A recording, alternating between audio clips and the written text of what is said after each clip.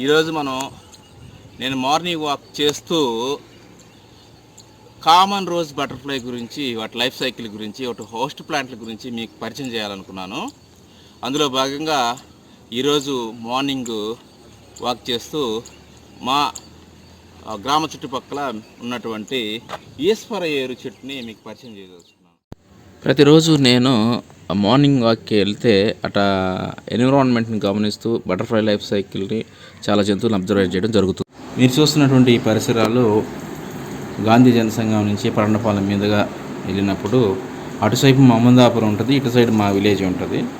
అక్కడ మా పాపతో కూడా వెళ్ళి సీతాకోక చిలుకల లార్వాని, వాటి యొక్క హోస్టల్ ప్లాంట్ని రికార్డ్ చేయడం అనేది ఈరోజు వినాయక చవితి రోజు నేను ఈ కార్యక్రమానికి శ్రీకారం చుట్టడం జరిగింది. ఆ విధంగా ఈరోజు మేము సక్సెస్ఫుల్గా 4 నుంచి 5 కిలోమీటర్లు నడిచి ఈ విజయాన్ని సాధించడం, ఆ లార్వాలను హోస్ట్ ప్లాంట్లు తదితర అన్ని అంశాలని మీ దృష్టి ఉంచే ప్రయత్నం చేస్తున్నాను.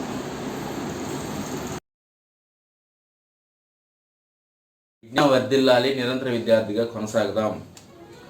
2021-22 విద్యా సంవత్సరంలో నేను మహమ్మదాపురం హై స్కూల్కి వెళ్ళడం జరిగింది. నేను గత 8-9 సంవత్సరాల నుంచి ఈ బటర్ఫ్లైస్ యొక్క ఎక్కడ ఏ అతిథి మొక్కల మీద ఉంటాయి, అవి యొక్క హోస్ట్ ప్లాంట్స్ ఏంటి, లార్వా హోస్ట్ ప్లాంట్స్ ఏంటి, నెక్టార్ ప్లాంట్స్ ఏంటి, అలాగే వాటి యొక్క ఆక్లాయిడ్ ప్లాంట్స్ ఏంటి అని చెప్పేసి మా గ్రామీణ చుట్టుపక్కల పిల్లలతో కలిసి అనేక రకాల ఫీల్డ్ వర్క్ చేయడం జరిగింది. అదే కాకుండా బటర్ఫ్లైస్ ఎగ్లో నుంచి బటర్ఫ్లై లార్వా వచ్చేటప్పుడు, లార్వా మళ్ళీ పీపాగా మారేటప్పుడు, పీపాలో నుంచి బటర్ఫ్లై వచ్చేటప్పుడు చాలా చాలా రాత్రులు మేలుకొని కష్టపడి ఈ డాక్యుమెంటరీ చేస్తూ ఉన్నాను. ఎందుకంటే మన చుట్టూ చాలా పరిసరాలు ఉన్నాయి. ఆకాశం ఉంది, చుట్టుపక్కల పరిసరాలు ఉన్నాయి. ఇందులో ఎవ్వరికీ రానటువంటి ఒక క్వశ్చన్ మనకు వచ్చిందే ఆ క్వశ్చన్కి ఆన్సర్ చేస్తే నోబెల్ ప్రైజ్ రావచ్చు. కాబట్టి పిల్లల్లో పరిశీలించే శక్తిని, ప్రశ్నించే శక్తిని, ప్రయోగాన్ని గీట్రాయమని నిలబడి పదే పరీక్షించడంలో ఏముంది, మెటాకాగ్నిషన్ అనేటువంటి స్కిల్ అనేది కామన్ రోజ్ బటర్ఫ్లైకి host plant, larva host plant అంటాం. అంటే ప్రతి బటర్ఫ్లైకి లార్వా స్టేజీలో ఎగ్కి లార్వాకి ఒక హోస్ట్ ప్లాంట్ ఉంటుంది. అంటే ఆ హోస్ట్ ప్లాంట్ మీద అది ఎగ్ పెట్టాలి, ఆ హోస్ట్ ప్లాంట్ యొక్క లీవ్స్ని అది తినాలి, లీవ్స్నే. కాబట్టి ఈరోజు మీకు ఈశ్వర్ వేరు ఆరిస్ట్లోకేషియా అనే ఈ మొక్కని మీకు పరిచయం చేస్తూ, ఈ మొక్క మీద ఏంటంటే కామన్ రోజ్ బటర్ఫ్లై ఉంటుంది. ఈ కామన్ రోజ్ బటర్ఫ్లై అంటే దాని లార్వా ఎలా ఉంటుందని మీకు నేను ఇప్పుడు చూపిస్తాను.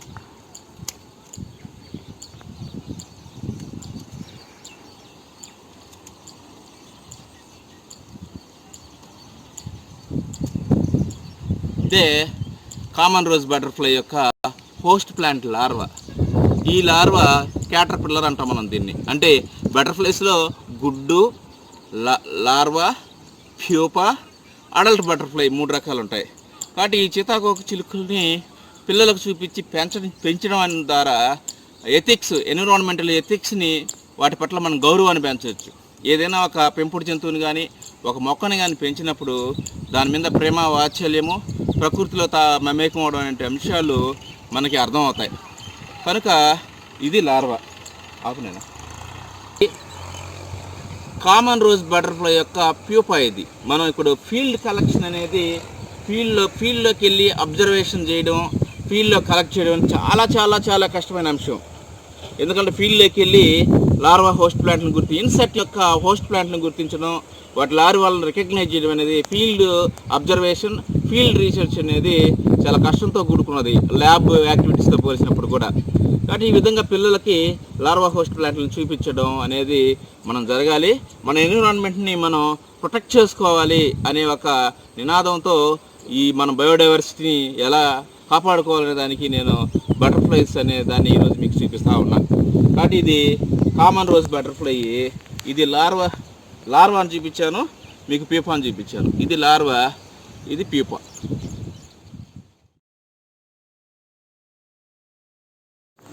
మీరు చూస్తున్నటువంటి ఇదే కామన్ రోజ్ బటర్ఫ్లై యొక్క ఎగ్. కాబట్టి ఎగ్ అనేది లేత ఆకుల్ని తీసుకొని దాని వెనక వైపున ఇది ఎగ్ లేయింగ్ చేస్తుంది. తర్వాత ఆ ఎగ్లో నుంచి వచ్చినటువంటి లార్వాలని మీరు గమనిస్తూ ఉన్నారు. ఇందులో లార్వాలు first instar, second instar, third instar అనే చాలా రకాల 4 రకాల లార్వాస్ని మనం రికగ్నైజ్ చేయాల్సి వస్తుంది. ఇవి ముఖ్యంగా మనుషుడి ఇంజిన్ స్టార్ట్ అయినప్పుడే వీటి లైఫ్ సైకిల్ మొదలవుతుంది. అంటే ప్రజెంట్ మనం బటర్ఫ్లైస్ని అబ్జర్వేషన్ చేయడానికి, బటర్ఫ్లై నేచర్ వాక్ చేయడానికి అనుకూలమైన రోజుల్లో మనం ఉన్నామని అనుకోవాలి. కాబట్టి ఏదైనా ఒక చెట్టు మీద అవి ఎన్నుకొని అక్కడ గుడ్లు, లార్వాలు, పీపాలు అవుతున్నాయంటే తన ఆవాసాన్ని మనం గుర్తించడం, అది పిల్లల స్థాయికి తీసుకెళ్ళడం, సీతాకోక చిలుకలు లార్వాలకు కానీ, ఎగ్స్ కానీ, గుడ్లకు కానీ హాని జరగకుండా పరిశీలించడం అనేది ప్రధానం ఇక్కడ.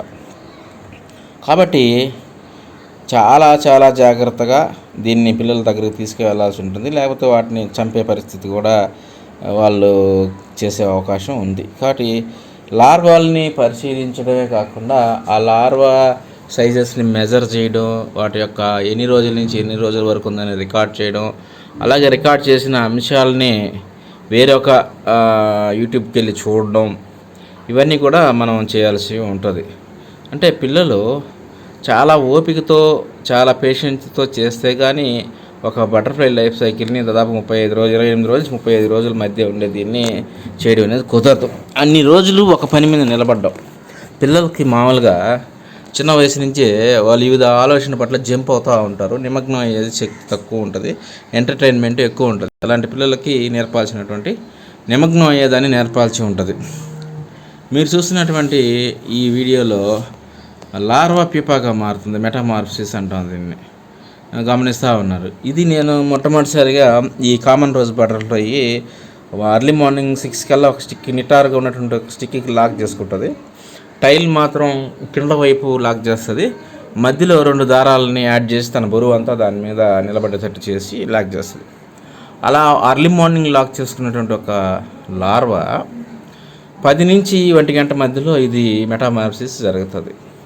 ఈ మెటామార్ఫసిస్ జరిగేటప్పుడు కెమెరా పెట్టుకోవడం, అంటే ఏ రోజు జరుగుతుందో అనేది తెలుసుకున్న తర్వాత దాన్ని రికార్డ్ చేయడం. ఆ వీడియో దాదాపుగా 3 నుంచి 4-5 నిమిషాల వరకు ఉంటుంది. ఆ నిమిషాల వరకు దాన్ని వెయిట్ చేయడం, వీడియో తీయడం. మధ్యలో అది లాక్ తెగిపోతుంది. మన ఇష్టం వచ్చినట్టు దాన్ని తీసుకొచ్చి నేచర్లో దాని ప్రొటెక్షన్ ఎలా అయితే, ఏ యాంగిల్ అయితే అది ఉంటుందో అలాగే మనం కూడా ఇక్కడ దాన్ని ఏర్పాటు చేయాలి. లేకపోతే అది దారాలు, దాని లాక్ సిస్టమ్ అంతా దెబ్బతినిపోయి ప్యూపా దశలో మనం దాన్ని నాశనం చేసిన వాళ్ళం కూడా అయ్యే అవకాశం ఉంది. దీన్ని తెలుసుకునేసరికి నాకు చాలా రోజులు టైం పట్టింది.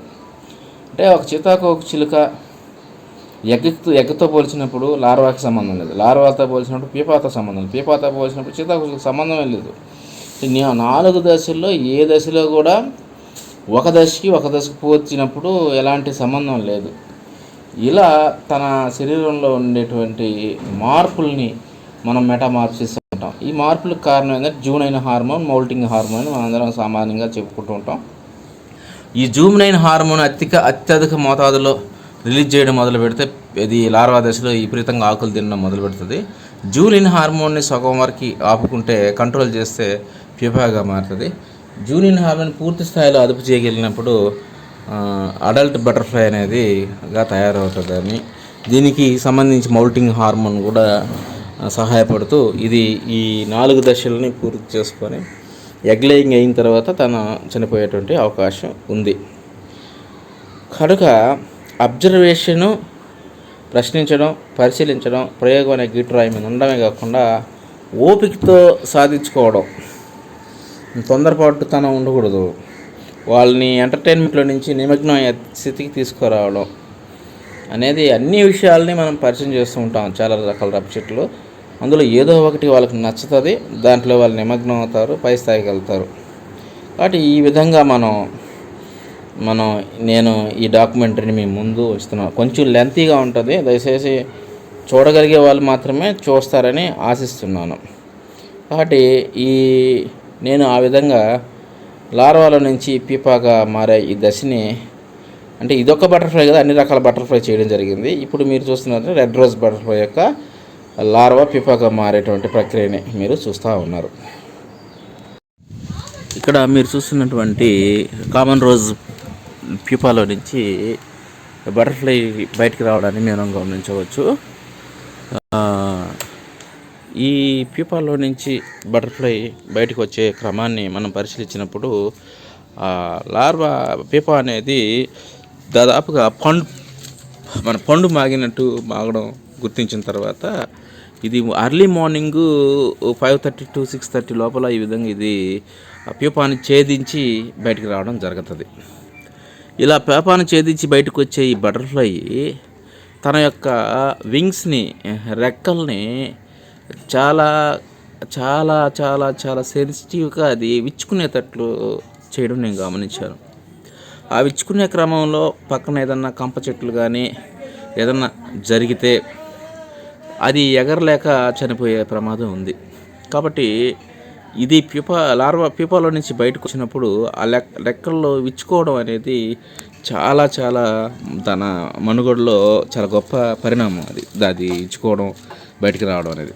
ఈ విధంగా అది బయటకు వచ్చిన తర్వాత ఒక 1 అవర్ లోపల అది విచ్చుకున్న తర్వాత కొంచెం మాయిశ్చర్ కూడా ఉంటుంది. ఆ మాయిశ్చర్ ప్లస్ విచ్చుకుంటుంది. విచ్చుకున్న తర్వాత ఆ విచ్చుకున్న క్రమంలో ఆ యొక్క వింగ్స్ కానీ ఏదైనా ఫోల్డ్ అయితే ఇంకా దాని చరిత్ర అక్కడికి అయినట్టే లెక్క. కాబట్టి చాలా చాలా సెన్సిటివ్గా ఇది ఆ విధంగా అది రెక్కలను విచ్చుకునేటట్టు చేసి తర్వాత నెక్టార్ ప్లాంట్ కోసం ప్రయాణం అవడం జరుగుతుంది. కాబట్టి ఇలా జరిగే పనిని అసలు చాలా మంది పిల్లలు అలా బటర్ఫ్లై నైట్ ఉంచేసి తెల్లారి ప్యూపాల నుంచి బటర్ఫ్లై వచ్చి దాంట్లో కనుక కనిపిస్తే అసలు చాలా ఆనందంగా ఉత్సాహంగా అనిపిస్తుంది. ఒరే ఇది వచ్చిందా, దీంట్లో నుంచి బటర్ఫ్లై వస్తుందా, ఆశ్చర్యాన్ని ఆసక్తిని నేను చాలా గమనించాను. అలాగే ఈ మెటామార్ఫిక్స్ సంబంధించి ప్రోటీన్ యొక్క ప్రాధాన్యతని, హార్మోన్స్ యొక్క ప్రాధాన్యతని వివరించాల్సి ఉంటుంది. కాబట్టి మనం ఖచ్చితంగా ఏదో ఒక ఇన్సెక్ట్ లైఫ్ సైకిల్ని చేసేదానికి ప్రేరణ కలిగించాలి. ఖచ్చితంగా దీన్ని వివిధ పాఠశాల స్థాయికి తీసుకెళ్లేదానికి నా వంతు ప్రయత్నంగా నేను చేయాలని తలస్తా ఉన్నా. అంటే నేను పడ్డ శ్రమని చాలా తక్కువ సమయంలో దీన్ని అవి లార్వాగా మారడం, ఇవి చాలా చాలా చాలా ఇన్సెక్ట్ మెటామార్ఫిసిస్ అనేది పిల్లల్లో ఒక ప్రత్యేకమైన ఆసక్తికరమైనటువంటి ఒక ఆశ్చర్యకరమైనటువంటి మెటామార్ఫిసిస్ ఇది అని చెప్పి గుర్తించుకునేదానికి అవకాశం ఉంటుంది. ఓకే, ధన్యవాదాలండి. మొక్క యొక్క సీడ్స్ ఇవి మాదిరిగా ఉంటాయి. ఈ ఫ్యామిలీని మనం గుర్తించవచ్చు ఈజీగా. కాబట్టి ఈరోజు లార్వా ప్యూపాతో పాటు దీని యొక్క సీడ్స్ ఇక్కడ మనం మీకు చూపిస్తూ ఉన్నాను. కాబట్టి ఇక్కడ చాలా చాలా చాలా చాలా లార్వాలు, ప్యూపాలు బాగున్నాయి, మొత్తం ఉన్నాయి చెట్టు నిండా.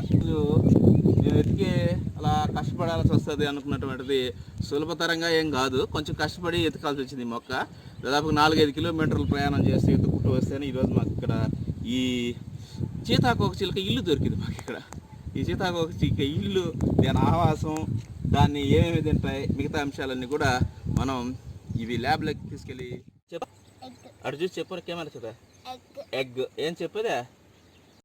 ఏం egg? Butterfly egg, common rose egg, common rose butterfly egg,